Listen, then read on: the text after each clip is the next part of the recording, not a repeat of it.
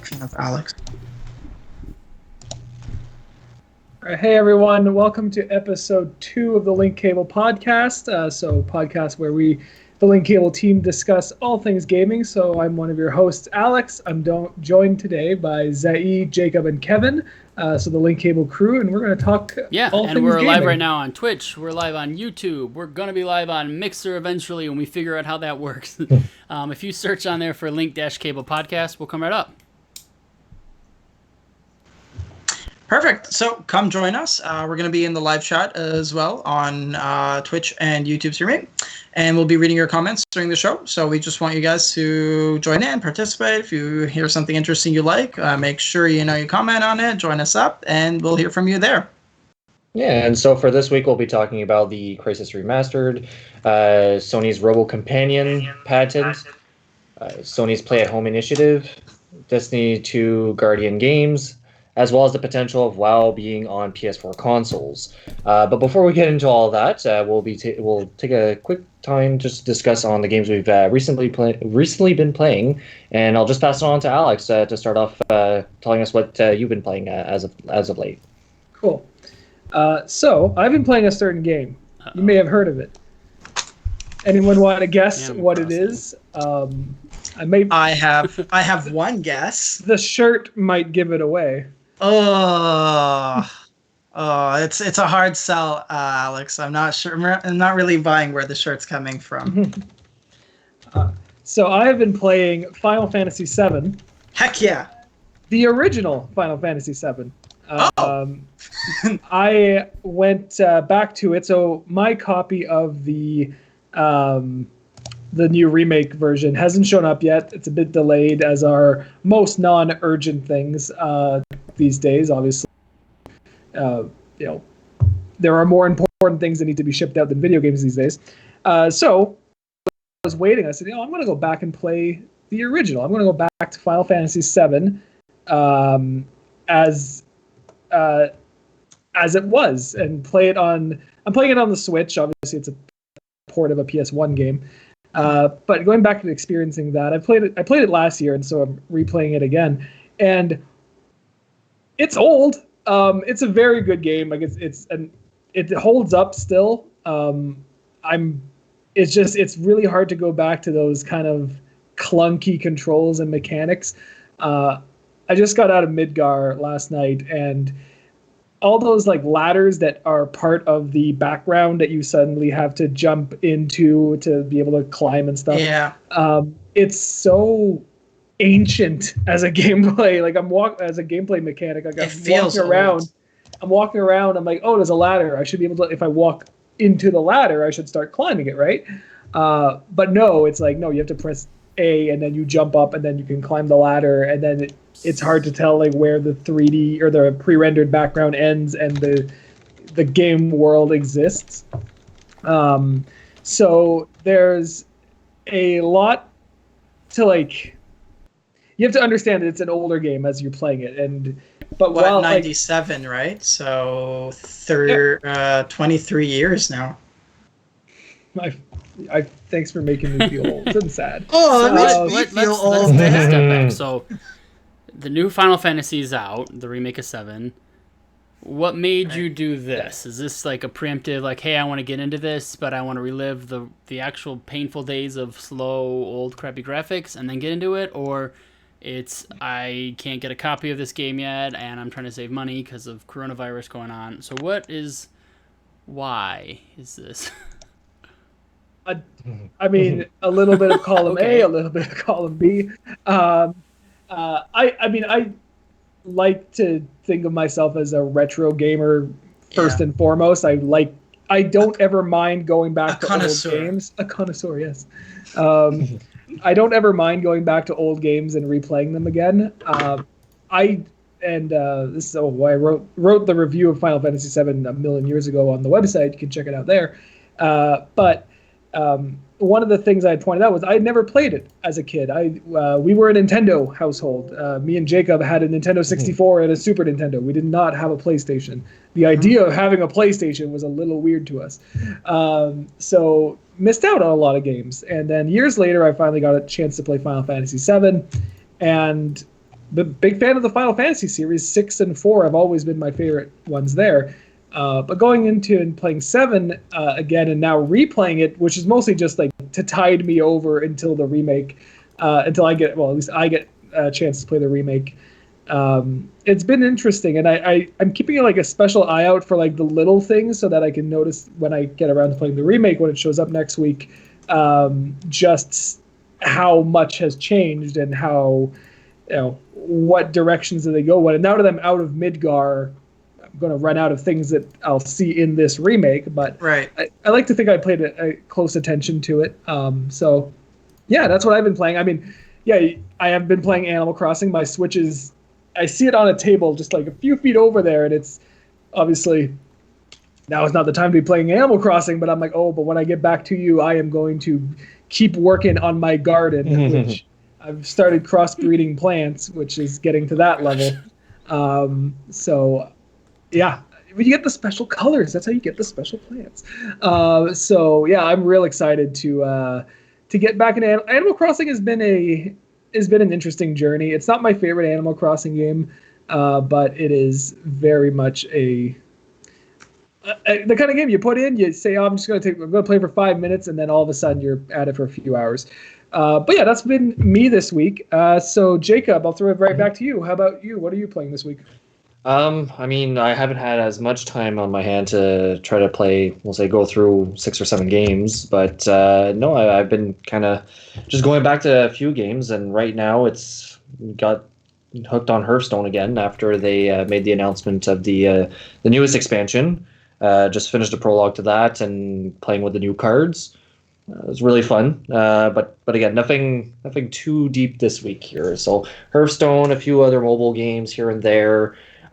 Finishing up on a few things on Doom, as my wonderful photo shows. Yeah, you're looking pretty menacing there, Jacob. Pretty jacked. Yeah, I mean that's just the everyday life, right? I mean, hunt some demons, go into some lava pools, click some shotguns. But yeah, no, I mean it's been a quiet week for me personally, playing games. Again, played a lot of Hearthstone in bed, but that's kind of it so far.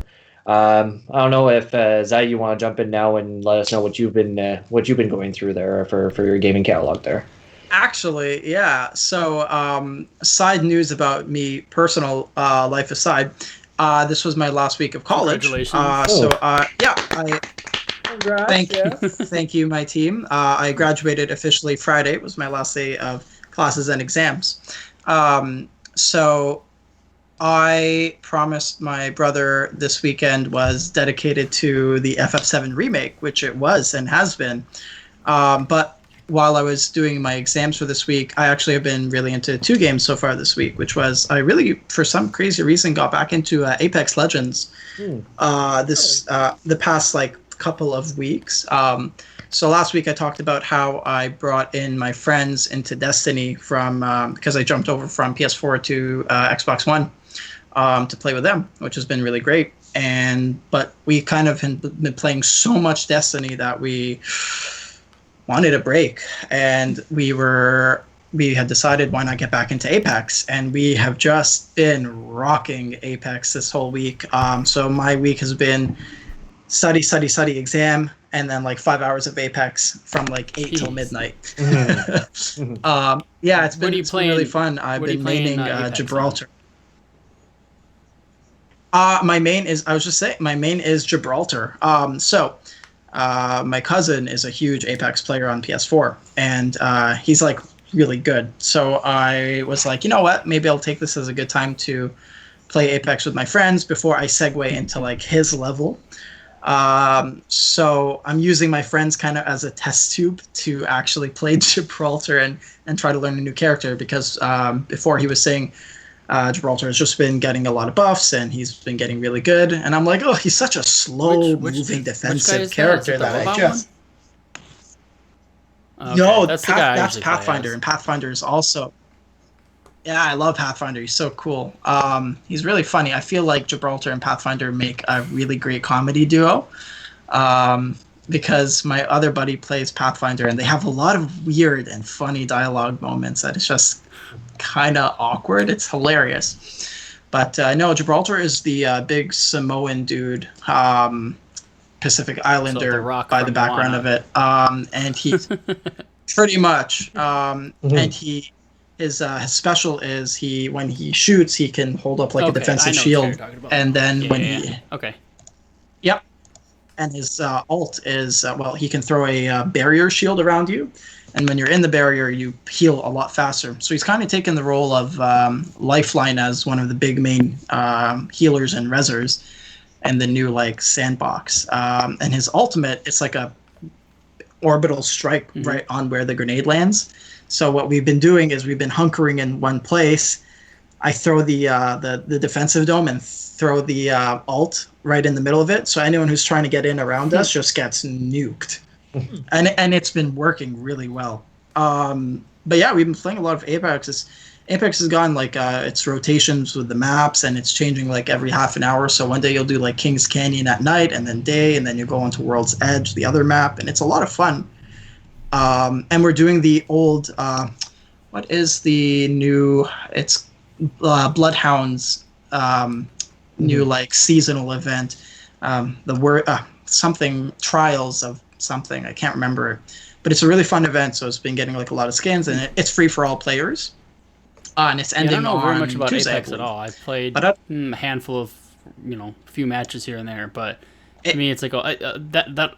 It is fun, but that whole battle royale scene is just tough for me to get into because I suck, and I feel like the learning curve on any of them. It's like you need to learn the weapons, you need to know what to pick up because it's like I'm running around picking up guns, and I'm like, I don't know, this could be shit, or this could be really good, this could be who knows. So yeah.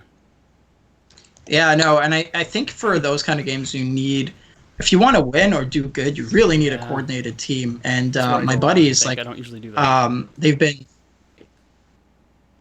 we've been PvPing a lot in Destiny and getting our butts handed to us in Trials of Osiris, like really bad. But it's kind of been really enhancing our PvP skills. So we've just been, so now that we're playing Apex, we're doing really well. Apex? Oh, that's good. Okay. Yeah. We just kind of had like a moment of, okay, we've been playing a bit much Destiny, and we kind of just wanted something fresh, But yeah, but other than that, to go on Alex, it's been a lot of Final Fantasy VII Remake this week this weekend, and man,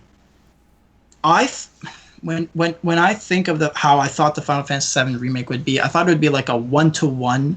It's going to be pretty much exactly the same story beats. It is, but it's like textured.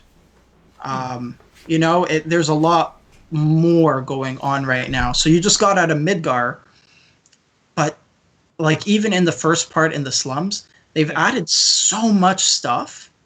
But it hasn't changed the feeling or the integrity of the game. Like, it's almost like flavoring, If you have never played the original FF7 and you jumped into this one, I don't feel like you would get like the modern day equivalent of what FF7 was in '97, because FF7 was the first PlayStation game me and my brother ever played. He bought the PlayStation 1 when it came out, specifically for 7. So it was the first game I remember as a kid playing with him.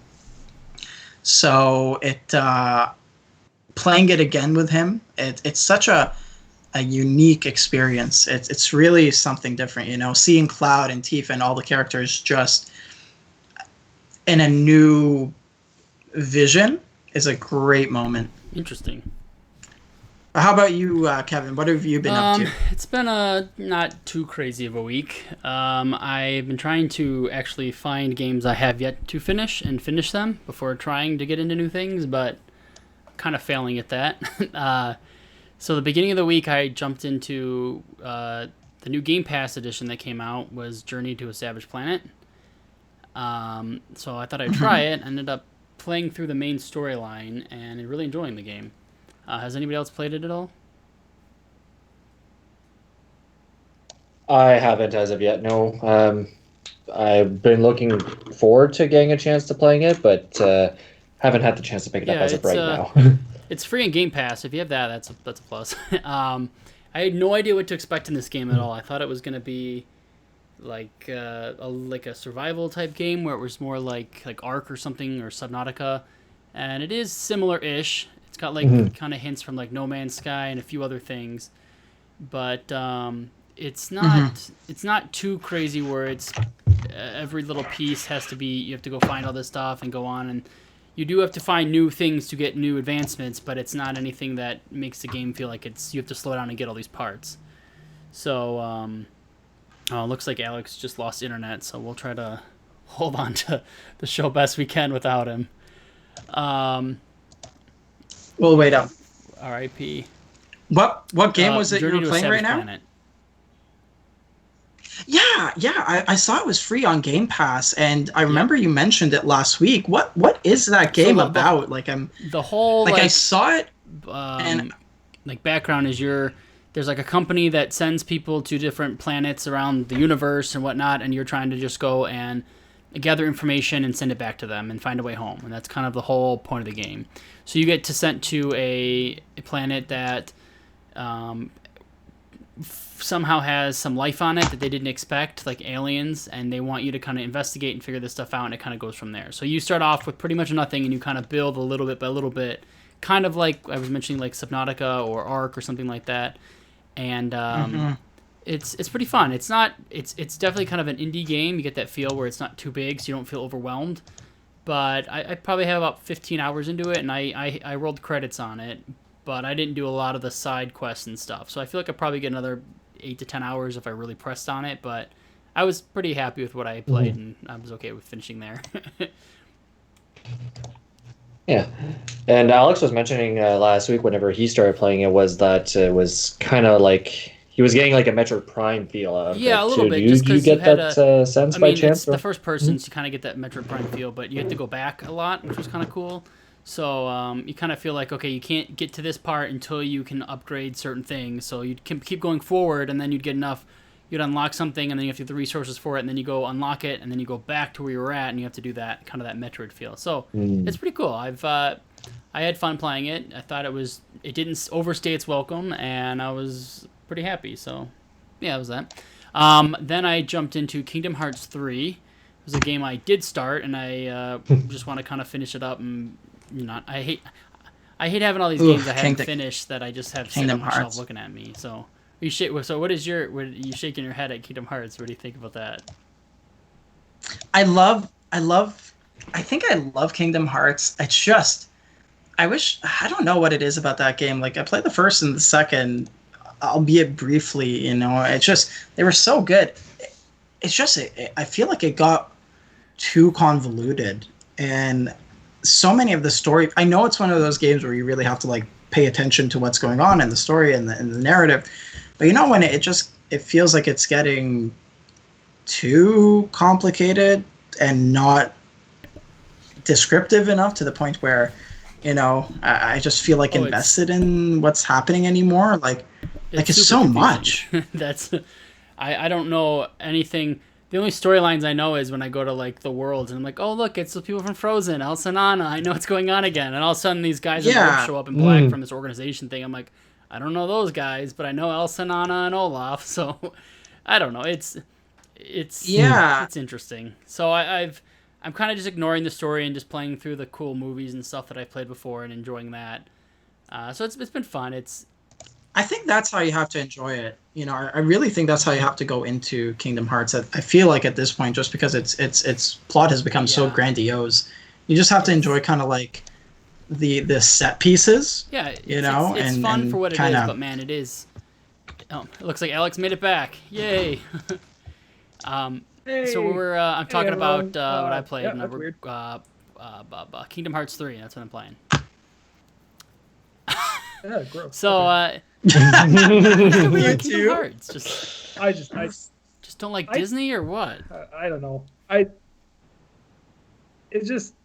honestly, it's more. I don't really have a strong feeling. I've only played one Kingdom Hearts game, and I happened to pick Chain of Memories on Game Boy Advance, which is a bad Kingdom Hearts game. That's like they were like, well, we haven't made a game in this franchise in a while. Let's put something out on the GBA, and that was it. So like, come on, go play a real Kingdom Hearts 2 is my favorite so far. 3 I think is cool, but well, I haven't finished it, so I don't know. But 2, I think, really was they knew what was going on. 2 is really good. I feel like the thing is with Kingdom Hearts is they released so many different games on a wide variety of platforms to try to bring any part of the market in. But the thing is, all those games are directly related to the story. So if you miss things like Birth by Sleep or Dream Drop Distance or Chain of Memories, you know, on the extremities of the consoles, I feel like it kind of you started to lose some of the background information that's kind of important. Or maybe it's so much the opposite, that it gave you so much background information that the main story of the game just feels at this point like, holy crap, it has that Game of Thrones kind of moment, you know, where and create storylines that make sense. This game, it just, if you draw lines from one thing to the next, it just all of a sudden goes into a wall, and yet they make it seem like it makes, I don't know. The story aside, it's still fun to jump into worlds. I'm playing with Hercules. I'm hanging out with Elsa and Anna, like I said. I'm with Mike Wazowski right now on Monsters Inc. and Monstropolis. So that you can't do that anywhere else. It's fun. It's a lot of the original voices are there. So I mean, that's the part I play for. I don't play for the Final Fantasy parts of it that make no sense to me. But the true Disney fun, it's cool. It's lighthearted. Donald and Goofy hang out with you. It is what it is. So playing through that, and then I think I mentioned last week I'm playing Dragon Quest IV on DS. Did I mention that maybe? Okay, so I'm on the last chapter of that game. Not much to report. It's a standard JRPG that's very, like, you get in there, you grind it out, you kill a guy, and you get out. So it's, I like it because it's something I can easily play just sitting on the couch and not thinking too much. I can turn the TV on and I can wander around and grind. So to me, it makes me happy. But it is not the most exciting Dragon Quest game I've played before. So, but I don't know. It's got me hooked somehow. And then finally, this is my big exciting part of the week, the games I played. I did not play Final Fantasy VII, but I did start playing World of Warcraft with my wife. So this is like breaking news in my house. Classic or she wouldn't last a minute there. Let alone I wouldn't last a minute. It's too slow for me. No, my wife and I, we have friends of ours, a couple that the guy, him and I used to play a lot together, and his wife has played a little bit here and there with him. And my wife I made her play like 1 or 2 times throughout the last like 10 years we've been together. So she knows what it is. She's not a gamer, is not into WoW. But I was like, well, what if the 4 of us all play together? We all get headsets. We can just go slowly. We'll take our time. So we started yesterday, and we all started together and kind of are slowly going through it. And they have 100% XP bonus. So the first 45 minutes, I could tell some people were frustrated because they didn't really know what was going on. It was confusing. But we played, got up to level, I think, 18 yesterday, and then today we got up to like 25-ish, 24-ish. So it's been going good. I actually subbed my wife because she got past the free trial of level 20, so she now has a sub. So I don't know, I think it's pretty cool. I hope we can keep it going for at least a little while. But I did just hear right after, so we played this afternoon, took a shower and came here. While I was in the shower, I was listening to a podcast, and they're talking about the new Shadowlands content that's coming out and how they're revamping all the new starting areas, and they're making it like 100 times easier. Everybody starts off in the same zone now. There's like an alliance and a horde zone, and there's 2 separates. That's it. There's not like a starting area for every race. And they show you how to use every move you get, and they like spoon feed you and hand you everything little by little, so that way it's not too overwhelming. And I'm a little sad that that's not out now, because it's exactly what my wife needs for me to teach her better, because even how easy it is now, it is hard if there's someone who doesn't play computer games or gaming at all to figure out what's going on. Because it's like, in my brain, I'm like, okay, you got to do this. You have to click accept in this quest. You get it, and you move on. And to her and my buddy's wife, and it's just, that doesn't make sense to them because they've never done this before. So, and then I can tell they get frustrated because they feel dumb because they don't know what's going on, and I'm trying to make them feel better. And so it's been a challenge, but we're having a lot of fun, and I think we're finally starting to get there. My wife's playing a Shadow Priest, so I think she's getting the hang of it a little bit, and I'm playing a Hunter. So it's kind of fun. That's pretty cool. To me, that's like, I told her, I'm like, I love you more now than ever. This is the greatest. Just try to tell her. I'm like, you have no idea how great this is. But I don't know. She says she's having fun. I keep looking at her going, are you just saying this to be nice, or are you actually having fun? Because I feel like this is a trap. So, yeah, that's my... What do you want from me? Okay. Very important question then, Kevin, for you two. Order Alliance. It's complicated. So we left it. We left it. Shouldn't be. Well, there's only one right answer. I would say Alliance. So I failed there. Huh? But I let my wife choose. Yep. I put out all the races on the screen. I said, okay, here's what you can choose from. What do you want to be? And she clicked through them all. And I'm like, okay. She's like, that's ugly. That one's kind of cute. This is ugly. I don't want to be this. And we literally looked at these guys for like 15 minutes, going through their hairstyles and the color of the hair. And I'm like, you can change that later, but we got to pick the race. Took all this time on race. And okay, we got your race. You want to be a dwarf? You like this one? You like the hair? Okay, what class do you want to be? No, I don't care. I'm like, well, that's like the important part. Like, so I was like, well, she's like, what's easy? I'm like, they're all kind of the same thing, give or take a few things here and there. She's like, well, just pick the one for me. I'm like, no, this is like a big moment. You need to pick this. Like, to me, every time I play a WoW character, even if I've played every class 1,000 times, I'm like thinking about it. Like, do I want to be like a rogue and stealthy, or do I want to cast spells, and how to, it's like such a thought process for me. And like my friends I play with, my wife, just like, whatever, I don't care. It doesn't matter. They're all the same to me. I'm like, ugh. So I introduced her to becoming a priest because I felt like they have a small rotation and it's not too difficult. So yeah, that was my week. I'd love to get into WoW. One of my good buddies who I play Apex and Destiny with, he used to play a lot of WoW, and I think I was just having we had just finished like a bunch of games, and I don't know how WoW ended up getting brought up, but I never was there when WoW first came out, and he was big in WoW when it was originally out. So I was like, you need to explain to me. We were talking about the Destiny raids, and I was like, John, I never understood how raids in WoW just took days. And I think I opened up like a can of worms with my buddy, because he's just like, oh boy, let me tell you the story of my people. And it just, it was, people. I was like, oh. How much? What is everyone's just quick WoW experience? Like, how much has everyone played and not played, etc. So, I've been playing since launch on and off, but I've never been hardcore where I've raided anything crazy. I've raided a little bit, but nothing like Thursday nights I'm here and this is my life now. So, I'm still probably considered casual. Yeah. I think like casually. Yeah, I think like casually, like in high school for a bit, when he was trying to get me into it. But I think my main problem at the time was desktop and the cost of, being in high school and trying to, the subscription is always an issue, and I think it kind of was a bit of a barrier of entry.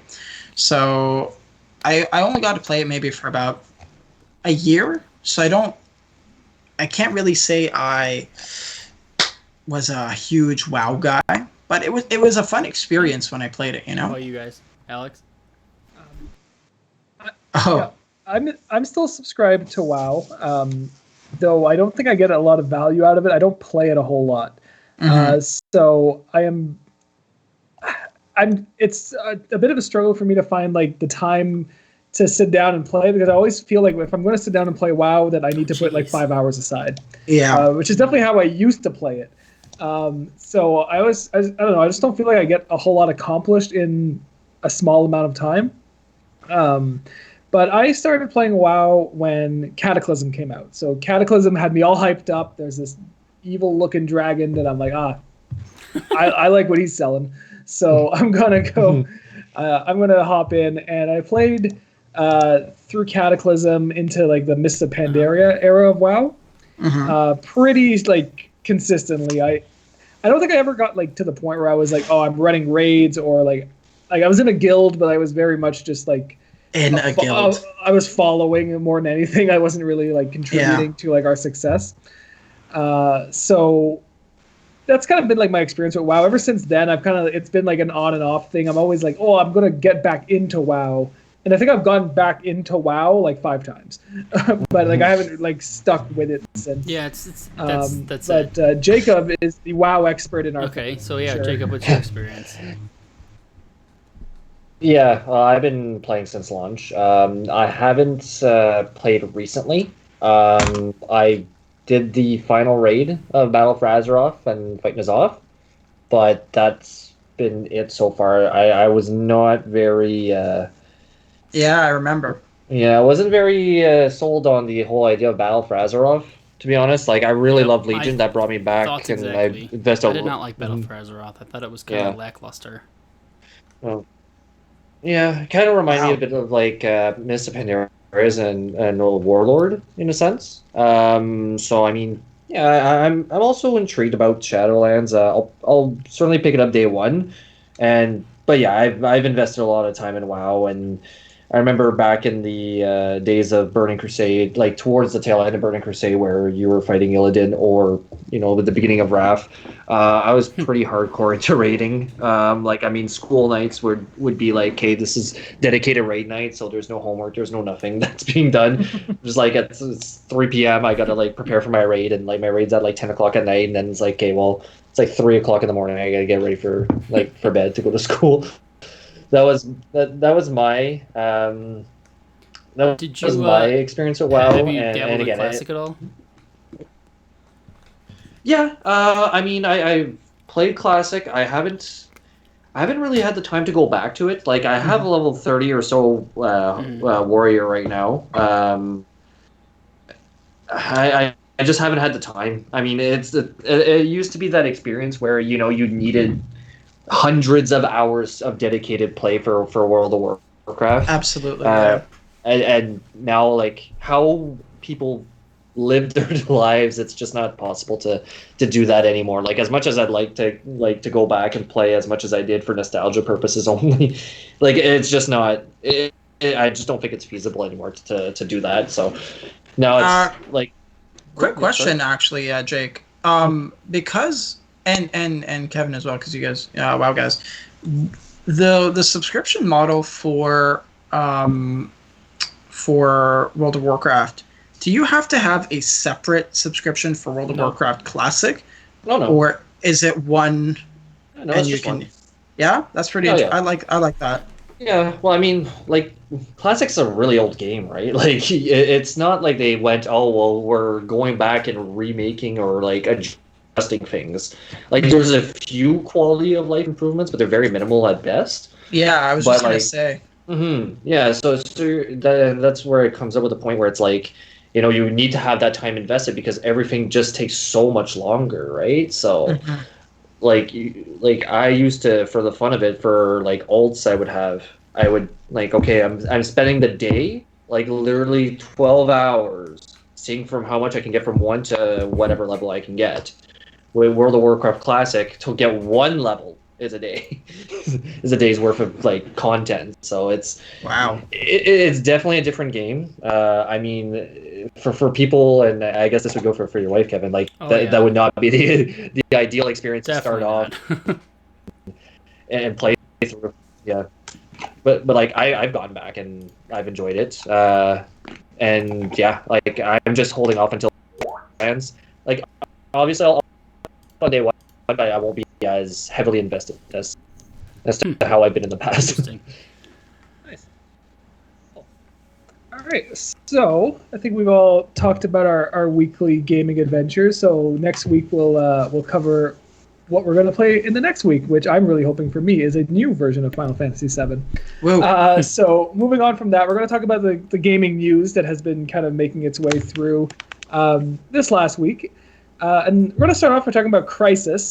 So Crysis Remastered has been announced. It's coming to the PlayStation 4, the Xbox One, the PC, and surprisingly enough, the Nintendo Switch. Weird. So Crysis, of course, being a legendary game from back in, I think it was like 2007, like late 2000s. Yeah. Was the original Crysis. It was a legendary game because it absolutely pushed PC hardware to its limit. Like there was the gold benchmark, man. Yeah, it was. Can this play for a lot of years too? Crysis? Like it was for a lot of years. Yeah, people would use that. Yeah. So I remember back in the day, like there was, like people were saying like current consoles, which at the time was like the Xbox 360 and PS3, like they couldn't run Crysis, which they could. But it was like that was the hype about it. It was like this game, it will push your PC to its limit. Maxing Crysis was like the gold standard. If your PC, if your rig could max Crysis, you were you were the shit. Like, you were the cool kid on the block. But now it's coming to modern systems. It's an older game, so it's time for it to be brought back. So I guess we could go around the virtual table and kind of see, like, what's everyone's experience with Crysis. Have you played it before? What are your thoughts on it? And would you play it again on a modern system? So Zai, I'll go. You sounded pretty excited about it, so I'll start with you. What are your thoughts? I got to see Crysis when Crysis came out. One of my buddies had the dopest PC setup, and he was he was stinking rich. So, but for him, electronics and high quality like PC hardware was his like joy in life. And I got to see how Crysis looked on those Ultra HD high quality performance settings that I didn't even know about at the time, and it was beautiful. It was just it was so realistic, and it was just like the quality at the time was just, I'm like, this is a game. It's so real. But unfortunately, I never, because of, I think the biggest problem, and I think it's a great idea to remaster Crysis as an actual game now that we can play, because the barrier of entry for Crysis to, I guess, enjoy that high quality of gameplay was so high. You know, a casual PC audience, and even sometimes a hardcore PC audience, would not have the specs required to play that game to its fullest. You know, and I think Crysis 1 specifically, out of the three, got the biggest boot in terms of like access to players, because so few were able to get onto Crysis, and I think, including myself. So I think, you know, by remastering Crysis on current gen consoles, which can really, you know, like the Xbox, the PS Pro, the Pro, and the Xbox One X right now, I think with that, you know, I think it's a really good idea to bring those high quality games back to the medium. So I'm really excited, because I never played Crysis, and I would love the opportunity to play it to its fullest bombastic settings on something I can play today, you know? And it's not like the gameplay was bad or the story was poor. So talking about, like, it's just the actual game itself, outside of it looking good, did you actually play the whole game and enjoy it, or was it just, did you play it because it looked good and everybody else was talking about it? I you know what? When I played it at my buddy's house, I played it and I enjoyed it. So much so that when the sequel, Crysis 2, came out, and I had to get it, I think, on Xbox 360, I was like, it was cool to play in the nano suit, and the plot continuity from the first game carried over. I was worried that it would be like different or not the same, but Crysis 2 is a vastly different game from Crysis 1. In terms of how, because I think it was just more upgraded, you know, it was the time of Halo 3 and Call of Duty, and things were just more FPS, you know, and that whole multiplayer front was really being pushed. So the story I found was really cool at the time, and I'm just kind of excited to get a chance to actually play Crysis 1 now. I feel like it's such a, like, Crysis 2 and Crysis 3 are great, don't get me wrong, but I feel like Crysis 1 just has that classic nostalgia piece that, for them to remaster it, great idea. Yeah, it's old enough that it's become nostalgic. It's not in that kind of that weird spot where it's like it's just an old game. It's become something people want to try again. Which is really cool. Yeah, absolutely. So my history with the game is pretty short. I bought it to play it just to say, like, oh look, my computer can run Crysis. I played it for maybe an hour tops, and that was all I ever played. Never played through the game. Don't know anything else about it other than it's beautiful, and I would try to show it off to friends. So that's my history of the game. Nope. Never beat it? I don't even think I got through the first, like I said, maybe an hour tops. And that's like total gameplay of me showing everybody what it was. Like when you get to the island, and then it's just the, man, I loved the feel of Crysis, and it felt like a toned down version of Far Cry 3. It did feel like Far Cry in a different kind of I get it atmosphere. confused with Far Cry because it does seem to be very much like that. It's like, what if instead of you being some random dude that fell into a crazy island, you're a super powered like soldier, and it kind of had like a cool vibe to it. The game's totally different, in what they do and what they are, but it's just the setup, purely the setting. It has a good feel to it. What about you, Jacob? I mean, same thing. I played a little bit of it here and there. Tried to see what I can do with it with the PC I had at the time, and nothing was really worth it. Right? I'm playing Crysis, but like, does it look nice? Not really. I mean, like, it'll be interesting to go back to it because again, it's not again, like as you guys were saying, it's not the type of game that's it's being remastered for the sake of being remastered. It's like, there's kind of a story behind it. It's kind of one of those games like from back in the day where it's like everybody just remembers. I'll be interested in picking it up and see how it runs on modern day devices, especially on the Switch. But just a quick question: have you guys played Warface on the Switch by any chance? I don't even know if I know what that game is. No, I have not. So I was just looking it up briefly, and it's made with the Cry engine, and it was ported over to the Switch. Looks half decent on everything else. The Switch version and I've played it, is utter trash. Like it is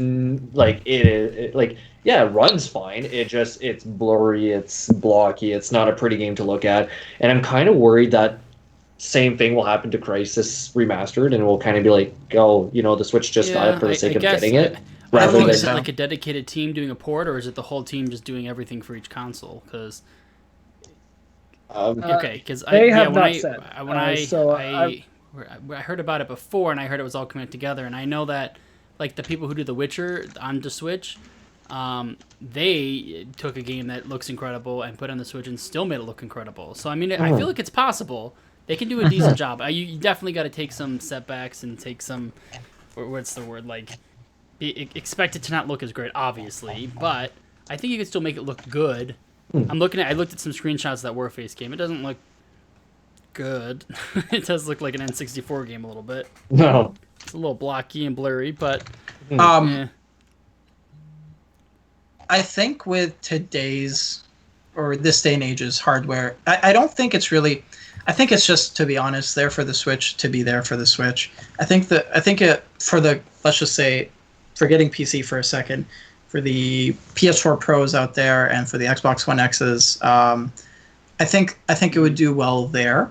But I still think Crysis on PC, with how much the PC community has evolved since the mid-2000s, I think Crysis will be more universally played because of how much more improved PC content and quality has become. The customizability of PCs has made games like Crysis accessible, and I think we're at a good place in gaming where things that are to that nth degree of, if you want to have your PC spec'd for it, I think it's possible nowadays. Even on a more expensive rig, where compared to back in the day, to get that Cry level of quality and content was just almost too much, which is why I think it coming out now in today's market really shows kind of where gaming's at, that these kind of quality of games have found a really good place and a good niche. Yeah. So imagine sitting down and having this conversation with someone in like 2008 or 2009 and telling them that Crysis, the game that they just spent thousands of dollars to get running on their PC, is going to a handheld video game console made by Nintendo. Have that conversation with someone. I don't think no one would ever believe you. No, you'd be laughed out of the room, and just over a decade later, there it is. I'm curious to see what the difference is in the PC version. So if you're running the original version from the 2000s versus the remaster on a PC, like, how striking! That game still looks good today. I don't know what resolutions it supported, but I'm sure it was updated to something at least 4K. You know, what kind of crazy RTX world are they going to put this into now and have all the crazy, you know? I don't know. That's a whole nother story. But I was a little surprised that it was coming out at all. I was definitely surprised it's remastered for PC, and I'm very surprised it's coming out for Switch. So. Yeah. And just a quick follow-up on the points. The game is being co-developed by Saber Interactive as well as... oh, nice. Oh, it is yeah. Saber. Oh, okay. Yeah. Very nice. You know what just the last little point on Crysis. I would hope that it's not just here's the game and plop it basically, just re-release. I don't want to re-release. I would like Crysis Remastered to be really a remastering and an improvement on the quality of the design of the game. Like I don't want it to be like, heck, Crysis looks good right now, but I want them to come at it with the approach of how can we make it look better? How can we make it play smoother and maybe improve those quality of life changes, which is normally what a remaster will do. But I really want them to make Crysis okay. If you want, to be playing Crysis on a 4K monitor and that, great, go ahead. But if you really want to play like, if you want like photorealism, then and you can invest in a $20,000 PC, that's the kind of Crysis I would like to see. Yeah, Crysis should still be Crysis in the sense that it pushes modern hardware, exactly, like it did back in the day. Exactly. That is what I want. Is this game fun? I still have no idea what this game is. Like it was. It was fun. You got to shoot a bunch of aliens in the face. Like ass, you still think the game is fun? I would. Crysis 2 compared to Crysis 1, I feel expanded on the story a lot more, and it was a fun game. So I feel retroactively it would be good. Okay. There's 3. There's 3. There's 4. Shit, 4. I don't even know. Is there 4? Yes. So there's Crysis 1, 2, 3, and the last the one was done in between. No, it was a full release. Here, let me look it up. I just had it open. That's why I know this. So you have Crysis Warhead, Crysis 2, and Crysis 3. What? Crysis Yeah, Warhead. That's right. Warhead. I've never heard of this game. Yeah. Well, look. Is this the console version of Crysis 1? No, Warhead is it's a PC game. I'm so you're right. I'm so confused. I've never heard of this in my life. Yeah. 2008. Yeah, it was like I thought it was like 2007-ish. So which one's it was old school. 3 and 3. Well, there 3, which was 2013. So it's still pretty old too. Yeah. 7 years. So it wasn't very new. I did not know there was a third one. Why don't I know this? Oh. Mm-hmm. So Crysis Warhead. I'm learning all about it. It's my raison d'être. Is a standalone expansion to Crysis 1. Okay. There you go. So it's like an expansion that is also a full game. Interesting. Huh. Yeah. All right. So moving on from Crysis, we're going to talk about some next-gen stuff, specifically about the PlayStation 5. So Sony has patented this robot that sits on the couch with you, and apparently will react to your feelings in the game. So we've already kind of looked at the DualSense controller that Sony's revealed. They haven't gone out and said that it will have biometrics as part of its offering, but it's kind of been inferred through other patents, and also the fact that it's called DualSense, it kind of gives the impression that it will tie into your senses. So I'm just going to go through a bit of the here of what this little robot does, which in the pictures, it's funny. It just looks... I was going to say a chicken nugget with arms and legs. It looks like to me, it looks like a cloud mixed with like a potato head. Yeah. So the robot, which sits on the couch beside you, will be able to track your heart rate and sweat to get an idea of how you're feeling. So actually, the tracking itself is probably done by the controller, where the robot will react to it. So the robot can talk nicely to you and give you a bit of like, hey, keep it up, you're going to do it. Or if you're not doing too well in the game, it could like offer some advice. It might tie into an AI assistant, which we've heard rumors of Sony doing. And if you look at the pictures of the DualSense, it has a microphone built into the controller. So we have heard rumors of Sony going that route and offering an AI assistant. But yeah, so basically they're going to have a little buddy with you, and it might even be able to play games. So I don't know if you have to hand it a controller for it to manipulate. That would seem really weird.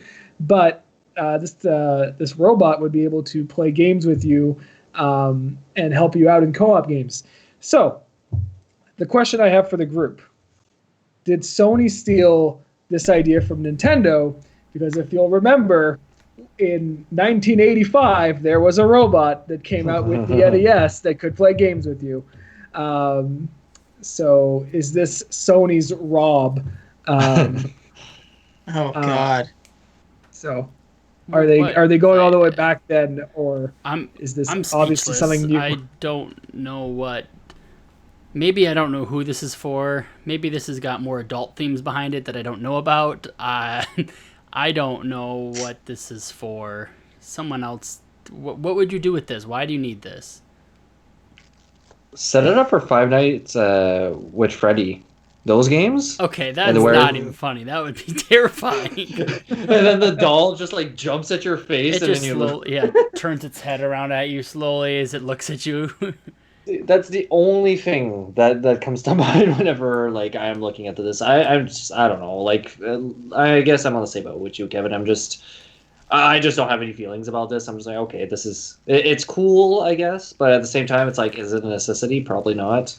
How about this? Think of it for specific niche markets, right? What if it's for parents with kids, and they need a buddy or a companion, or for an older generation of people who want to play a game, like let's just say, parents and or grandparents, and they're alone at home, and it's kind of like a gaming personal companion. Grandpa's no longer around, so now we're going to put a robot on his couch. At least, I think in today's age of technology, at least, there is some areas where, having a gaming pal is something a lot of people would kind of want, Yeah, but okay, what is the extent of this pal? Like, this is not going to be... this is going to be a like, I don't even know how to say this. It's just weird. Like, what is it going to do? It's going to be an AI piece of plastic sitting next to you that plays a game with you? That's it? I think one of the, like, Zadie touched on a good point for, like, younger kids. Games aren't always the most transparent, right? And sometimes you, like, as a parent, and which I'm not a parent, I'm speaking, kind of as an observer. Sometimes you just want to get a game in their hands so that they're interested in it, your kids, and you can that for the next hour they're okay. You can make supper, and this is kind of like the next level of you don't have to sit there and work through the game with them. It becomes, and I mean, I'm not saying that that's where gaming with your kids should go. I have spending time with children is important if you have children, absolutely.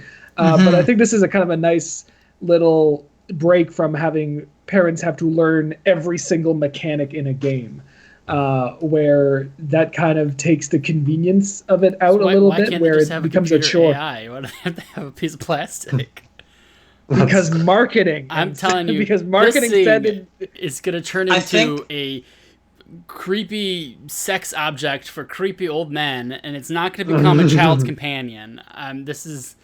I'm telling you, that's the niche market it's going towards. It's not going towards grandpa who can't remember his name. It's going towards perverts.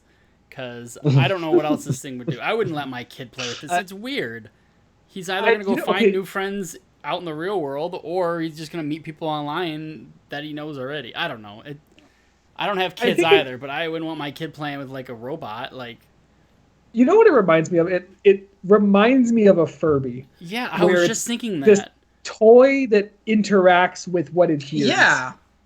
It kind of reminds me of that. This is the problem with this whole next gen that we are going towards, is that we're finding out about it through patents. No one has sat down and explained what any of next gen is yet. Nothing. We keep finding out about like AI assistants and robots and this and that through patents and kind of like leaks, and nothing is concrete. They have not shown us what next gen is. So like we're sitting here and we see a robot, that's weird. Maybe they're screwing with us. Maybe, I mean, they got some money, let's throw out a patent, doesn't cost that much.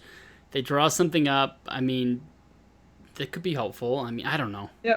So we had someone pop in the chat saying this could be good with kids with disabilities. My nephew's autistic. So that would be definitely the niche market. I think would be a good fit for this. So if it can take a 180 from our first check about creepy perverts, I mean, this would be helpful for someone with special needs. I could see that. So if that's what if that's what it's for, and this is not like a mainstream thing, I definitely kind of like how Microsoft does their accessibility controllers they make. Right. Yep. So I think if it's along the line of that, and I change my thinking, this isn't bad. But my initial thinking is this is like something like the PlayStation VR where they want to give it to everybody. Like that's what I'm thinking. Or like Rob was kind of not necessarily was for everybody, but they wanted to get it as it wasn't exactly for one person. So this might make sense then. If that's the way it's going for.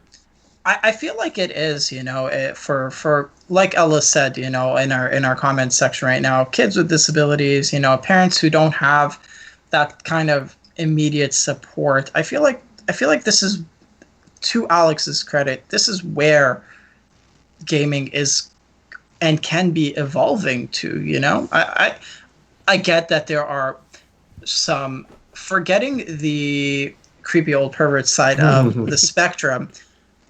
I think the market is evolving in this way where you're having a lot of assistants. Look at Cortana, look at Siri, look at Alexa, and I think this is just an evolution of that concept for gaming itself. Yes. Gaming is becoming much more accessible is something that I've noticed over the last little bit. You start up a new game, you go through the menus, and there's a bunch of accessibility options that when I was growing up gaming, the idea was far-fetched. I remember the very first time I started the game and I saw a colorblind mode, and I was like, oh, wow, why hasn't no one thought of that before? And it's so great that we're seeing these games kind of touch into the accessibility side of things. Actually, I just finished playing the demo of Moving Out, which is a small little co-op game. You'll read all about it on linkcable.com very soon. So one of the things that I thought was incredibly impressive with Moving Out is the sheer amount of accessibility options that are there. And if it's a colorblind mode or even an assist mode that kind of tweaks the game's difficulty, and even just representation, like if your character in the game, if you want your avatar to be in a wheelchair because you're in a wheelchair and you want to be represented in that sense, you can, and there's no penalty to the gameplay. It doesn't change anything. You're not different in that sense. You are you. And I thought that was a really nice thing, just seeing that inclusivity and that accessibility open up. And so shout out to the folks who are working on Moving Out. It is a very good forward-thinking game in that sense. So I would love to see more of that. What do you think, Jacob, about the whole couch home companion? The chicken nugget from the McDonald's commercial. I mean, I'm thinking of cost. How much is a PS5 going to cost? Oh God, hell, $599 higher. Yeah. So then add that. Now add VR. How much does a VR headset cost? $1,200. Well, I mean, like the PlayStation. 400. Not a good one. 300-ish to 400-ish. Yeah. I think. Well, I'm thinking new one, not the ones that are out, because you can get those cheaper. But yeah. Now add that plus a controller plus a game to play with it, and now this chicken nugget robot thing. Let's do some math. You have a $600 base console. Yeah. $100 game on average. You have the VR headset. Let's just say average. It's between 300 to 500, so 400. For people listening, we are probably thinking in Canadian dollars. Yes, because you're throwing me Yes, off. Going, this who's is- paying $100 a game? This is We Canadian. are. Losers up Jesus, in where are you Canada. buying your games at? Oh God, yeah. Let's see. We get paid in Monopoly money up here in Canada.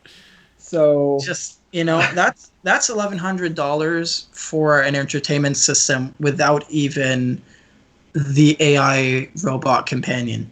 You know.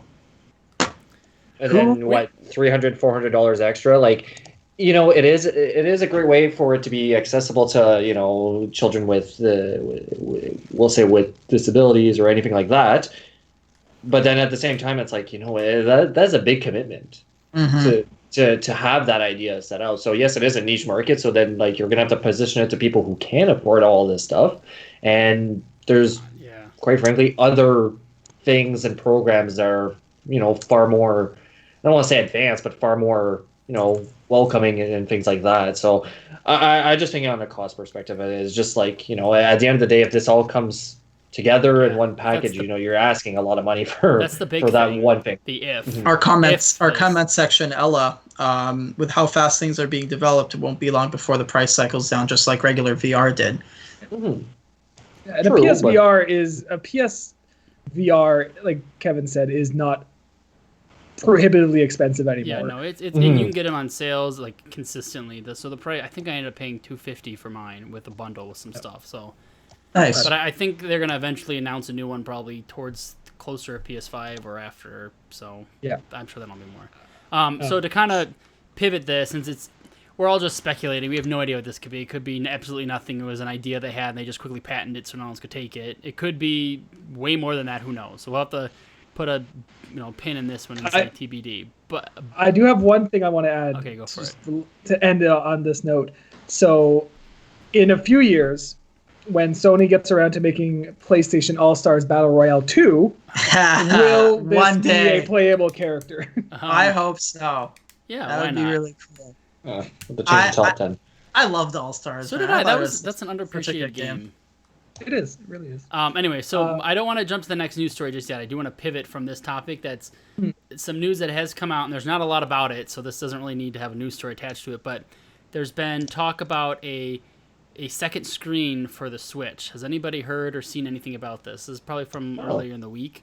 I haven't. I believe it was in an update that came out on Tuesday, I want to say, on the Switch. And there was something in the update somewhere, someone data mined and taken a look and saw that there's a possibility for something about a second screen on a Switch. Okay, so I've got thoughts on this. So do I. And so let me tell you my quick 2 cents about it. And this got me excited. So first off, I'm wondering if instead of it being an entirely new, again, this is all speculation and us being excited about things that may or may not be true. So if you're listening, don't feel like this is coming out or anything like that. But I'm thinking, what if there really is a Switch with this double screen, but it's not a separate console, it's an adapter or an attachment. And you put it on your Switch, you can connect it through the USB port, and you can still have an open port just so you can still charge it and play or something. And you're able to play DS games on it or 3DS games. So cool. Because I'm thinking, these people don't have a way for their, they don't have a real virtual console anymore for the Switch. It's just kind of coming out games as normal. And they have an entire backlog of DS and 3DS games that's ginormous, and they're not selling them like they do every other game over and over. I mean, how many times have we rebought Ocarina of Time or Super Mario 64 and all these things? They just try to get you to buy it every generation. Nothing comes with you. So they're like, well, we have no way to sell these DS and 3DS games because it requires 2 screens. Let's give them another screen. And I think that would be really freaking cool. I'm right there with you. I think on the Wii U, the Wii U Virtual Console, I didn't even think about that. Yeah, that's 2 screens also. Right, and they did have DS games on that Virtual Console where you could have on the TV the top screen and on the gamepad the bottom screen. It's kind of a crappy analog to actually playing it on a DS or a 3DS. Right. But yeah, like my first thought, but as soon as you say a second screen for the Switch, I go to all those Wii U games that are reliant on a second screen. Mm-hmm. So I'm thinking of things like Nintendo Land, which is, a lot of people bought it because it came with a Wii U. Mm-hmm. If you had a Wii U, you probably played it, but it's not a bad game. People should definitely play it. Super Mario Maker 2 desperately needs a second screen. I love. I put over like 200 hours into the first Mario Maker. Wow. Could not stop playing it. I'm not a creative type person, and I figured out how to be creative with this game. I loved it. Really? But what was really nice was that you were building your level on the Wii U gamepad, and then you'd take a glance up at the TV, and it was a different scene. Yeah. So it would made that level building so much easier. And then I've maybe put like 20 hours into Mario Maker 2 because I'm fed up and frustrated with that interface. It's not as nice as it was on the Wii U. I'm thinking of games like, this is a personal choice of mine. I would really just want this to be on is Xenoblade Chronicles X. Probably like after Smash Brothers, I put about 250 hours into Xenoblade X. Wait, that's the Wii U one that came out, right? The Wii U one that no one really talks about. Okay, I played that a bit. I thought it was okay, but it didn't make any sense to me. But it was fun for like the 3 hours I played. Yeah. It's the kind of game that it doesn't need the game. It doesn't need a second screen, but it's so much better because it has a second screen. So that's another one. Game & Wario deserves more love than it gets. It's not as good as a WarioWare game, but it could get better. And then there's Kirby and the Rainbow Curse. I'm just thinking of those Wii U games that are still stuck on the Wii U because it's a dead platform. I wasn't even thinking of the Wii U I totally forgot about that. That's all second. And that console was so not purchased, so it was not popular. No. And I think that if now everyone has a Switch, if you give them the possibility to play more games that existed on a previous console, I think all of a sudden that library of games that is dead practically is got some life to it and can make some money. Finally can expand a bit. So yeah. But yeah, I just wanted to bring that up real quick. We can jump into the next story. I know we're hitting it, but it's just a little piece of information that I got that maybe might be true, that could lead to something that got me excited. Yeah, I'm excited for that, man. I'd like to see the idea of dual screens. Not crazy excited about chicken nugget robots, but a second screen, I was like, sold. Right? Cool. So our next news article that we wanted to go back, it kind of goes back to Sony. So Sony has announced a play at home initiative. So obviously a lot of us are trapped voluntarily inside as the world kind of moves through this pandemic. So a lot of companies are putting their games on sale or offering incentives to play. And Sony is just straight up giving 2 free games. So in North America, those games are, I say 2 free games, one of them is 3 games. You get Uncharted, the Nathan Drake Collection, and Journey. Both are free from April 15th through May 5th. So you can pick those up and you can enjoy them. And then one of the things that I haven't seen a lot of people really touch on, but there is a second side to the stay-at-home initiative where Sony is also creating a fund to help support smaller game studios who are struggling through this pandemic, who might not, either their games they might have to be delayed, or with E3 and those big events not happening, might not get the exposure that they would be hoping for. So Sony has also created a fund to help those smaller studios and have earmarked $10 million to support those, as they call them, development partners. Wow. For us, the gamer, very cool stuff. Free games are always good. Personally, I've already played through Journey. It's the kind of game that again, this is my own opinion on it. I feel like I can only play it once. It's not something I ever really want to go back to. Yeah, it's one of those kind of experiences, right? Yeah, you can only play it once. Like it's that you've seen the magic. But the Nathan Drake Collection, like that is a handful of what was at one point Sony's big first-party game. So what I think is cool about it is, well, it's all free. You don't have to be PSN subscriber or anything like that. But what's weird is they already gave that game away for free, I think, 2 months ago or a month ago on PSN for PS Plus? That is, So... a weird game to pick, yeah. Well, it's weird that, okay, we've already given this away for free and we're trying to do a nice thing. It's like not... I don't know the percentage of people who just aren't subscribers to PS Plus already, the PlayStation Network stuff, versus who are. So maybe there's a lot of people that just haven't had it, but I feel like people who are paying, you don't give them something for free you don't already have. That kind of sucks. I agree with that, Kevin. When I saw that it was the Nathan Drake Collection, I was like, we just got this. Yeah, and like, it was not even like it was like a year ago. It was literally like 2 months ago. I think it was January's free game. It might even be February's. Also worth pointing out that just pointing out real quick, these are all PS3 games. If you look at it that way. That too. Well, but that too. Maybe. Well, is the collection? Is it a PS4 remaster game for PS4? Or is it actually a PS3 game? Yes. It's it's better versions of those PS3 games. Okay. Yes. And it is. Yeah, because I'm thinking of the PS4, Xbox where it actually plays 360 games. The PS4 wouldn't. It would have to be remastered played on the PS4. Mm-hmm. Yeah. But would you rather play Knack 2 or Uncharted: The Nathan Drake Collection? I would 100% rather play. Because Germany got Knack 2 rather than getting Uncharted. So I mean, because they probably already got. Well, I mean, their PS Plus games are different anyways. But if they had already got it, then I'd be okay with getting Knack 2, a game I'll probably never play, but I don't own it, so I can at least add it to my library. Yeah.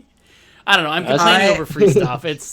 I'm sounding like selfish fool, but no, it's not. I don't think so. I would have preferred, maybe something for current gen. The Nathan Drake collection is really good. It just got released. Give us something, like, if you're going to be nice and give something free, at least make it something kind of topical, or something more current. Or maybe they were like, they decided already to do this, but they're already giving away Uncharted 4 is this month's free game. So maybe they wanted to do that. I don't know. I'm more than the Uncharted collection. I, like you, Alex, I have never played Journey. I've heard everything amazing about it. To me, it's like, really? I don't know. It's just kind of boring. It's art, Kevin. It is art, but it's boring art. I like those artsy kind of movies, those artsy kind of games, or that artsy kind of music where it has that like different twang to it. It's not trying to be a Halo or a Call of Duty or a Skyrim or an Elder Scrolls. All true, but it just wasn't fun to me. I feel there's a lot of artsy games that I can play that are fun. To me, this wasn't. It was just artsy, and it just. I don't. Maybe I'm just not that kind of guy for these games, but I played it for maybe an hour-ish when it came out on the PS3, and I'm wandering around going, I'm literally walking around sand. I don't know what I'm doing. The music was like, okay, this is cool. I can appreciate it. It just wasn't for me. So, I'm definitely the minority because I know everybody loves this game, and we could go on and on about it. So I'll just shut my mouth. There's definitely a big group of people that it's just that kind of type of genre of game of medium isn't really the most appealing, and I can definitely get behind that. It's kind of fun. This is slightly on topic, but I was gonna mention it earlier. I actually played another game this week that I kind of thought of Journey literally when I played it was Shadow of Colossus. I played this week. I played for I was trying to wait for an update on Kingdom Hearts because it was updating. So I was like, I'll just play this. It's installed. It was a free month on PS Plus. I played it for about a half hour and I just couldn't do it. I'm like, this is not a game for me. And it's one of those games just like Journey where everyone I talk to is like, oh, it's beautiful, the music, and you're going to get so into it. And I literally rode around a horse for 20 minutes going, where the hell am I supposed to go? I'm walking around with my sword like an idiot, and I just couldn't get into it. So now the viewers know I'm an asshole and I don't like fun, beautiful games. So I can get behind that, man. I'm just excited for Journey in the sense that I've never gotten a chance to play it, and I've heard, and as someone who is appreciative of that kind of contextual medium of it's an artistic game, it's not meant to be your typical shooty role play level uppy kind of mechanics. I kind of like that. It kind of takes our medium into a different light and perspective, even if it's not appealing for an audience, or a mass audience. I like what it does. Yeah, I think it's not bad. I'd like to try it. I think it's not a bad game. I just don't think it's a game for me. I think I can appreciate it and I can see why people like it, but I mean the gameplay value is a different category, I think, than the actual look of the game itself. Absolutely. So I guess if I look at it in a different perspective, I can appreciate it more, but I'm looking at it for, hey, it's Friday night, I've worked all week, I want to play a game, and I get into this. It's like, this is so slow moving, I'm just not in the right mindset, I guess. Yeah. Absolutely. That happens with a lot of games who are in that kind of field. But who knows? Maybe next month they'll be releasing new PlayStation Initiative. Have they announced that?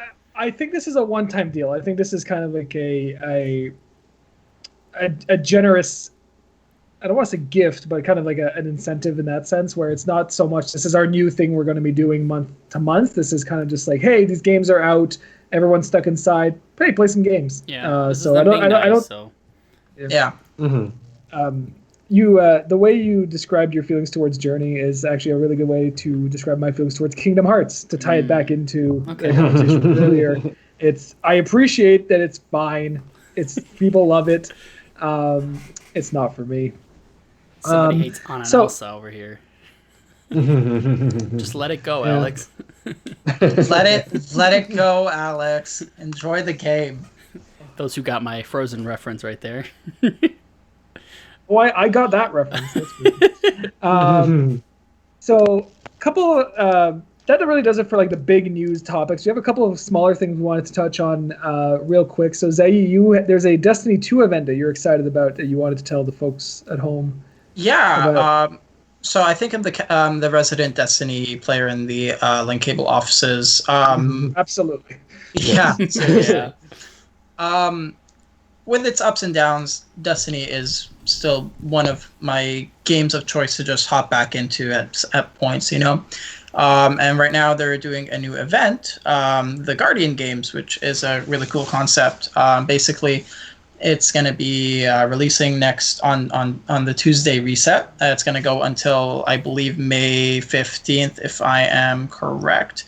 May 15th is when it's going to be. I just want to double check the end date. And what it's going to end up being, essentially, is just like it's going to be mostly focused on PvP, bounties, and it's going to be really tied into, because it hasn't released yet, there are some details out, but it's not like fully fledged. Right now, it's going to be essentially like Destiny has three main classes. You have your Warlock, Titans, and your Hunters. Hunters are your rogues. I'm just going to tie it back to some more like WoW magic-y kind of system. Titans are your heavy hitters, your tanks. You got your Hunters, which are like your shooty, more like accuracy kind of characters, your rogues, and then your Warlocks, which are your mages. You know, what in the game, all of the characters can technically use Destiny's equivalent of the light, which is magic, but it's essentially what the event is going to be. Usually, each season has like an event, but this is the first time Guardian Games is an event. So it's not like, say, Crimson Days, where it's like the Valentine's doubles kind of event, or the Dawning, which is like the Christmas wintertime event. So it's going to be a new seasonal event. If it does well, hopefully it'll carry on to next year. But basically, what it is it's going to be a fight for who is the best class of Guardian. So between the Hunters, Titans, and Warlocks, who is the master race? You know, which class do you think is the master class thing? Warlocks. Okay. Yeah, baby. I am hardcore Warlock since day one. It's been my favorite class. I'm always loving the magic-y users. But Hunters right now are the most prevalent class in Destiny. They have a lot of versatility in their kits. You know, for PvP, they're the best class. They're the best intrinsically spec'd class. Arguably, you know, you could say Titans or Warlocks are good in their own regards, but Hunters are really your PvP kind of. They have all their armor and their movements and mechanics are really meant for PvP specifically. But the Guardian Games is going to be like a fun event to see who really is the best class. Destiny has never done anything like that. It's such a big community. The forums right now are going absolutely crazy with Hunter mains and Titan mains and Warlock mains just gnawing at each other, and I think it's going to be like a fun gaming moment where it's going to see who really is on top. You know, we've never done anything. The community's never done anything like that. Hunters being the most prevalent class win in polls because like everyone votes Hunter, but it's going to be balanced out. So even if 60% of the or 50% of the population is hunters and 25 are warlocks and titans, it's going to be skewed so that it's equal in terms of votes and ratings. So I'm really excited. There's going to be a new exotic heavy machine gun and a couple of new ornaments and exotics and a lot of, so I'm excited for that one. Okay, cool. I have, not gonna lie, I have no strong feelings on Destiny, but it is really cool that, as a casual observer, it's really cool that Destiny 1 came out, and it kind of, I remember people being kind of annoyed that they dropped support for it so fast, but it really looks like they built a better platform with Destiny 2 to be able to support it long term. Because it's not a new game, but what you're talking about is that's 27. Support. Yeah, that's the level of support a new game gets. So it does really seem like Bungie, they started with an idea, it didn't really work out the first time, and now they're really going hardcore into it. So that's really cool. It's exciting for Destiny 2 players. Yeah. No matter what platform they play it on, I'm sure Stadia players are looking forward to this. I would love to play it on Stadia so much. I think that aside, Season of the Worthy, the current season in Destiny right now, it has its critiques. It's definitely a bit of a low point for Destiny 2 right now in terms of its landscape. But I'm hoping that the Guardian games will kind of breathe a little bit of positivity back into it. So that should be fun. All right. And last bit of news. So this is a smaller one. I don't think we... I don't want to jinx it, but I don't know if we have a whole lot to really say on this because it's so ridiculous. But Jacob, you found, while writing a rumors article for the website, you found a bit of news on Warcraft, or World of Warcraft, possibly coming to consoles. Yes. Jacob, what are your thoughts on that? I'm in. I mean... Do it, Jake. Do it. It's been since, 2004 that there's been rumors about World of Warcraft going on consoles. Since it was announced? Yeah. Since it was announced, yeah. I mean, to this point, it's kind of BS. People will try to make the biggest argument or have we found this and this and this. And on the rumor article itself, there's even a link to the forum itself where it's WoW is trying to make it more accessible to players. So yes, they will allow controller support, but doesn't necessarily mean it's going on a console. And in my mind, why the hell would you want World of Warcraft on a console anyways? Especially so many years later. Well, I mean, I think maybe they're finally starting to... They're having a... Okay, let me reword this. They're starting to cut the player base almost in slices, where it's... We got the hardcore people, they kind of got pushed either to the classic, which a lot of them are there right now, and everyone's bitching about retail WoW, and not everyone's a big fan about the end game there. And then they're trying to bring in a ton of new people. From all the feedback I've heard from the Alpha from Shadowlands, it's supposed, like we talked about at the beginning of the show, it's super friendly, you can get everybody to play. I mean, like I said, my wife wants to play, kind of, sort of, mostly I'm making her. But I wouldn't be surprised if this was true. I know it is. I'm still in the far-fetched type of things, but I still think it's more true than Plastic Buddy playing on the couch with you. So I don't know. I don't want to say this is a great thing because I think this opens up a whole nother set of issues for it, but I don't see it being impossible. Maybe that's what my stance is as I talk myself into that. Do you think these two leaks that we've talked about so Warcraft coming to consoles, the Switch getting a second screen means Warcraft is coming to the Switch? Maybe that's what it is. Maybe that's it. Jeez. It's all the Illuminati. I'm seeing through it. And then maybe the plastic person sitting on the couch with you is like Uther or somebody from WoW. So this might be. Yeah. All right. Yeah, that makes sense. Now I'm in.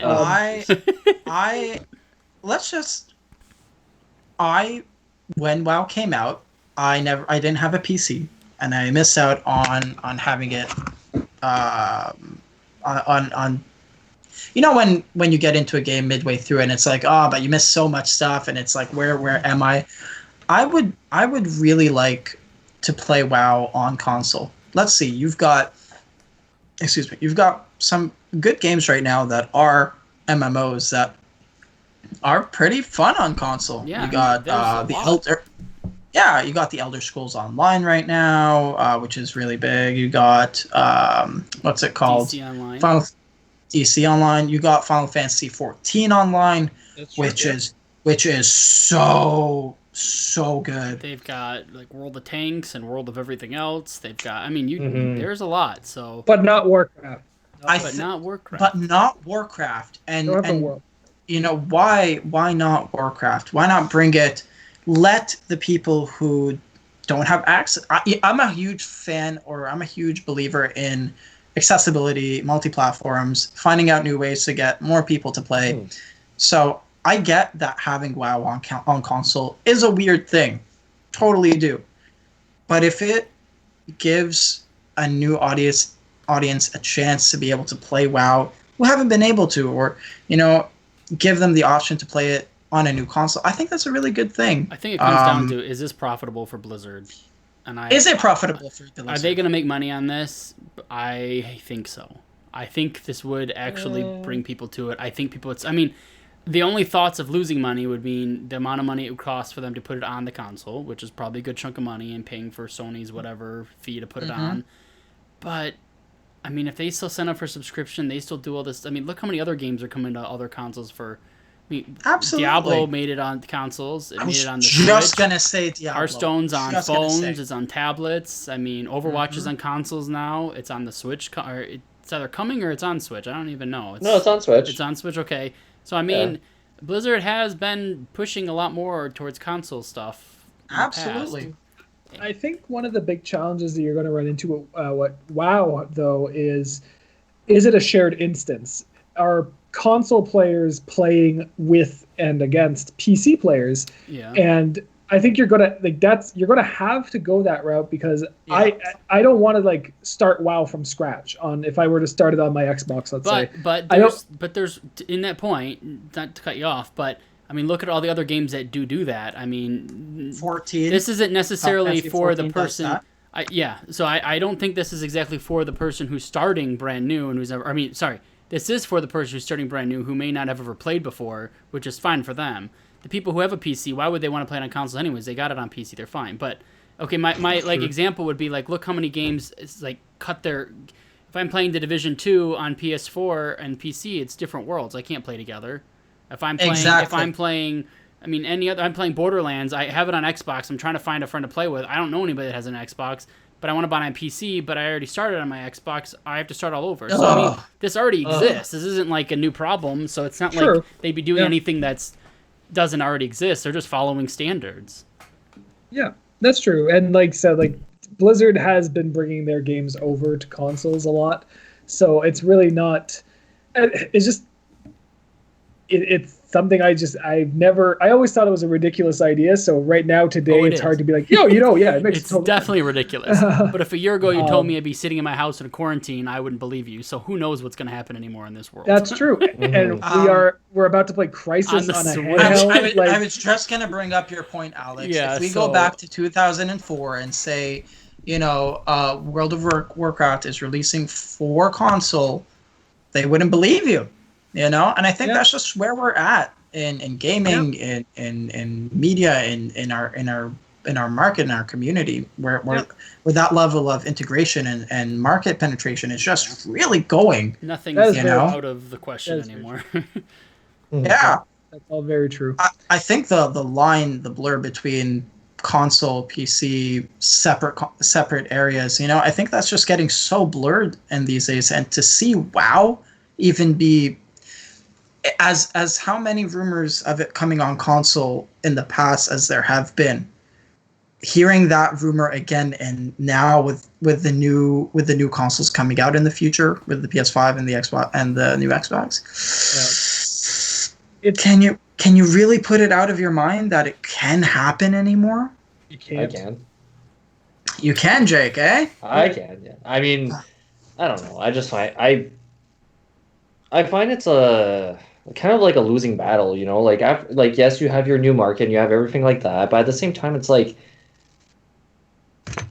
there's not much point into bringing World of Warcraft onto consoles 15 years later, unless it's unless you're going to go, okay, well, we're going to we're gonna change it to Okay, how many people do you know that have a console don't have a PC? Right here. Yeah, no, there is a lot, yes, and granted, then, but I mean, if you have a potato PC, you can play World of Warcraft. Yeah, that's true. Okay, but a lot of people I know have like a Chromebook or something, and that's all they use. So I mean, that's still kind of like not gonna work. So I feel like I'm like I want to make a stance, but it's like I don't want to be like, oh, it's coming, it's happening, and then this was a joke, and I look like an idiot. Like, but it's a rumor. But it is what it is. I don't think it's a crazy idea for them to make more money by doing it, because you open up your audience and more people are going to play. And I don't know. Jake, go on. Keep going, because I keep cutting you off. No. I mean, on like, and I get all that, and I think it's, it would have been a good idea 10 years ago.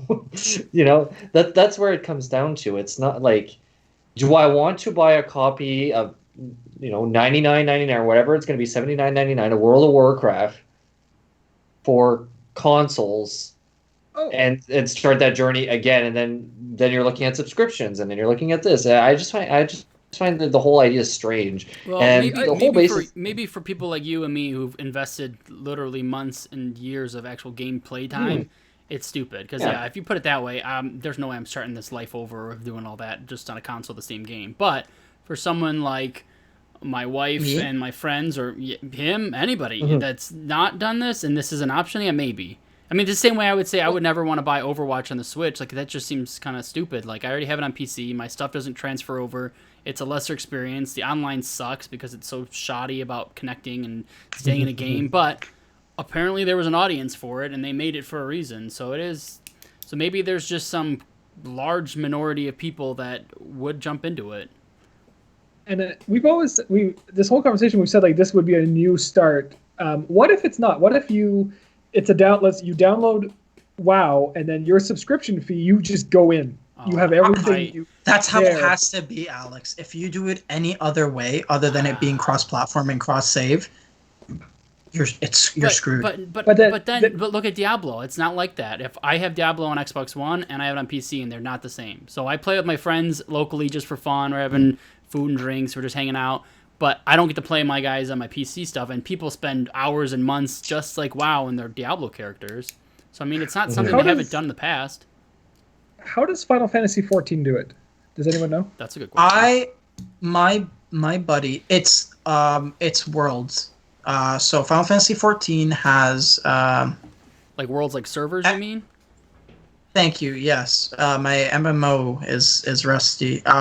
They have servers, as in Worlds, and some of those servers are allowed to be are unrestricted for cross-platform. Okay. So when I used to play with my friend, he was on PC and I was on PS4, and we linked into the same server, which allowed us to be able to access that. So if he wanted to come onto my PS4 and play Final Fantasy 14, he would have his character. So, and how was that experience like? Did you find that the PC players had an advantage or were at a disadvantage because they were using a different interface? Like, was the game balanced to avoid that? So what we ended up doing was I would bring my PS4 over, because 14 is a big download game. Oh man, on PS4, Lord. And I would link up my PS4, and I'd link up my PS4 TV, everything was good, and then we would log on at the same time. And we would be able to play together at the same time. He was on his PC and I was there on my PS4.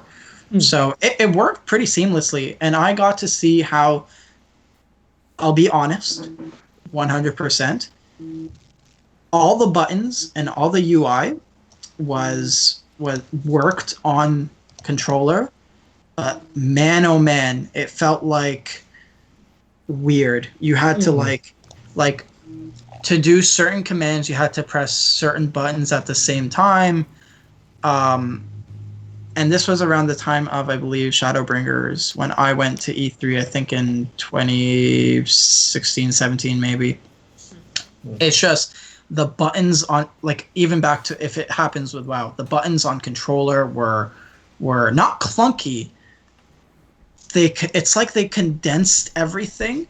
Yeah, they're just trying to make one... what they have work. So I mean, it's the same way with like God, what did I play that was like that?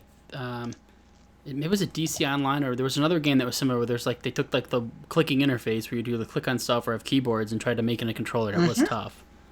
It was tough. Like, and if you could click L3 and R3, and it would on screen expand to open up like 5 more dialogue boxes. So you just click like R3 and you'd get to the now a new page, and you'd be able to click say triangle, and it would do that, and you'd have to switch back to the other screen to be able to do your other actions. So I guess overall with this, I mean, it is possible to put it on WoW to put on consoles, but there is a lot of like things they'd have to try to figure out to get there. I mean, Jacob had a point about, is this cross-play, cross-save? Is that a thing? Are the controls going to be the same? Is it going to even be the same game? Is it? So I don't know.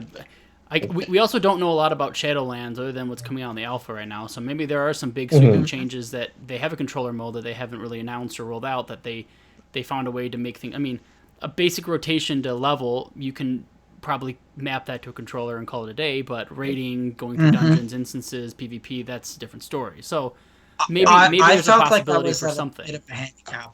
Yeah. I felt like in comparison to ease of UI interface and access, I had to flip through a lot more things on my controller than a simple button press on a keyboard. Right. Yeah, I'm not going to say that I'm not opposed to the idea or I'm against it or anything like that. It's that don't believe it. I just don't think.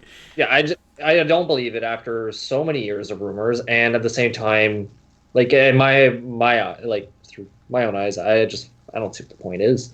At this point, it's just, again, this would have been a hot take 10 years ago. Oh my God, they added controller support, and it could be going to, at the time PS3 or whatever console. Yeah, it's just now it's kind of like, oh. I agree with that, but I think if they predict that this is going to make the money, I think it's possible, because I think that the fact that they also released Diablo 3 pretty late after, I think it came out in 2015 or something, and then the original Diablo came out in like 2011-ish, right, something like that. So I mean, that was already out for years, and then it came out for consoles, so that was something. And same thing with Overwatch; it was on PC for a while, and I believe it came to consoles quite a while after. So they must be starting to see that market is profitable for them, and I think if they see a money sign by doing all this, they'll figure out a way to make it happen, as long as it doesn't screw up what they have already. So, and maybe even the fact that you keep saying, it's kind of late now, maybe they're to the point, hey, WoW is on its decline, we've already hit the hot top, it's not going to get there anymore, maybe let's get some money, let's just try to milk this for what we can. And I've seen interviews with Ian Hazakostas, the guy, I think that's how you say his name, I think he's the lead game director of WoW. I think that's his title. Actually, I met him at a 7-Eleven. That was really interesting. But awesome. He had talked about with Legion, talking about what's coming more past that, that they're okay with just doing crazy shit now. They're like, we're okay to just do whatever we want because we've done a lot already, and we're getting to the point where we're just going to try and do it whatever we feel like. So I'm wondering, maybe this falls under that whole category of all that, if that's something that... Maybe. I mean, again, this is crazy. We're taking the smallest little tiny piece of information out of this, we're just pulling it apart, and it's fun, but I don't know. I also, as much as I'm saying I disagree with Jacob, I also agree with him that, it's probably not going to happen. and my last little argument on that, Jake, and this is, where I cap off, I think, on it, when you're talking about, it's been rumored for the past 10 years and it hasn't happened. My personal hot take on it, I don't think the infrastructure was there. I don't think the player base was, I don't think the player base was there on console at the time to mitigate moving from PC to console. And I just don't think the Wi-Fi and the connections and the gaming communities there is now, because WoW at the time, especially back in the day, was the hardest core gaming community you could get to. And I think now with how gaming has expanded with YouTube's streaming, podcasts, all the different channels that gaming has now moved onto, I think the not just the physical infrastructure of WoW moving to consoles has changed. I think the mental infrastructure for people to be ready for something like WoW to come onto consoles has also evolved. You know, I don't think it's just at the time we didn't have the Wi-Fi to support a game like WoW on consoles. You know, everything was wired for PCs, and I think now with how internet download speeds have changed, I think having it on console, if we had the tech we had 10 years ago, I definitely think WoW would have been able to come onto consoles then. And I just think that even though it is late into the game, with what we have now in terms of a base gaming model and community, I think it lends credence to the fact that it could happen. And I don't think, if it doesn't, that's fine. But I just don't see why in today's age WoW can't come to console. I definitely see it as happening. We have the gaming population, we have the interest and the hardware infrastructure. That's just, and if it doesn't happen, it doesn't happen. It's a rumor. I definitely agree with it, but that's my take on it coming to console. Now, here's one last question on that. How would you guys feel doing a LAN party with your PS4s and 4 separate TVs into one room? You're talking to the guy who thinks that's the coolest thing in the world. So I would do that. Sure, that's the life I remember. I've been hard too. But I mean, that's telling little Johnny who plays Fortnite all the time and does the dance and stuff. He's not going to get what the hell that means and he could care less, and he's not going to want to be interested. But then again, I don't think that generation of people are the people playing WoW. They're all playing their battle royales and whatever young kids these days. Your Apex Legends. All these young kids these days are playing that Candy Crush or whatever. I don't know. Yeah. All right. Well, I think that those are tons of good discussions. We could probably go on for another couple of hours on WoW and everything, but we do need to wrap it up so that we have things to talk about next week. So thanks everyone for joining. Hope you had a good time enjoyed our show. So we'll be back next Sunday. Next Sunday, we're actually going to do a bit of a special episode. It's going to be a bit of a get to know us type show where we're going to talk about our favorite games, maybe favorite consoles. So make sure to tune into that. But yeah, we've been Link Cable. So personally, if you want to follow me on Twitter, my handle is at Astamor, ASTAMOUR 14. Trust me, it makes sense. So yeah, you can follow me there. And make sure, guys, don't forget to send us an email at general.mail@linkcable.com. Tweet us on Twitter at linkcable1, and subscribe to us on YouTube, soon to be Mixer and Twitch, or any of your favorite apps for podcasts. So we're going to be distributing our podcasts out that way. So please make sure you check us in then. And anyone who's actually been in today's podcast and been with us on our live stream today, we really appreciate you coming on to our second podcast for Link Cable. It's been a really great time for all of us. Yeah. And where can they find you on social media? So I would say my social media is not up to date for my gaming podcast, but I would say my best ways of rather than follow me on social media, I'd rather send me a letter to my address. I would rather pitch it down. I would rather add me on PSN and Xbox at Zahi AR on Xbox on Xbox game, and Zahi Abramadan at PSN. Cool. And if you guys want, and we can game follow me on Twitter. Probably my best way to contact me at Pro5002. Yeah, message me there. Pro5002. I don't know if we ever talked about our actual gamer tags or anything like that, but Pro5002 was my Neopets name, and that's how it stuck. Amazing. And it's been like that for my whole life, and I'm never going to change it. So yeah, find me on Twitter at Pro5002. What about you, Jacob? Yeah, you'll be able to find me at Jacob_Linkcable. Linkcable with no hyphens or spaces or anything like that. Just Jacob_Linkcable. Cool. Alex, you want to close us out? Cool. Well, thanks. Yeah, absolutely. So thanks, everyone. Pretty sure everyone knows the YouTube dance right now, but if you can like and subscribe, we'd really appreciate it. We'll be back every Sunday at 7 for more on everything, really. So make sure to tune in. But yeah, that's it. Thanks. Hope you guys enjoyed.